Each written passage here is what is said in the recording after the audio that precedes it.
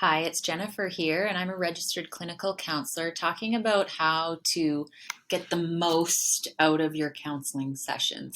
So, you're spending very precious time going to see a counselor. Now it's about how do you actually make the most out of your counseling work.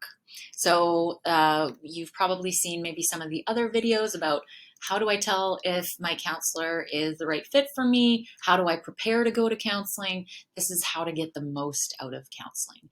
So, first, we should probably talk about some of the myths of counseling, maybe come from the medical model. So, a lot of people think that you go in to see a counselor and it's like going to see your doctor. The counselor will give you something, the counselor will tell you something, advice, tools, whatever, and that will fix the problem and fix you.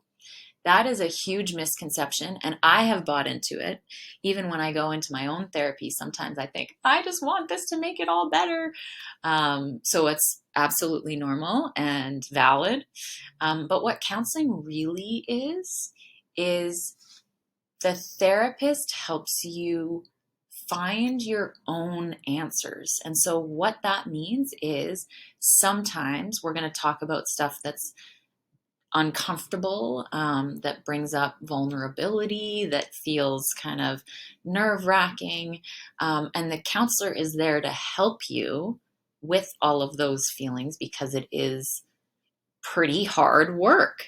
And then the other thing that we really try and tell people is a counseling session is 1 hour of, I think, 10,000 plus hours per week, right? So even if you're going to counseling once a week, that is a drop in the bucket of your life. So what we're trying to do in counseling is we're trying to look at it as like a microcosm, a mini representation of your life. So we're going to be practicing skills and gaining awareness in that 1 hour that you can then apply to the rest of your life outside of the session.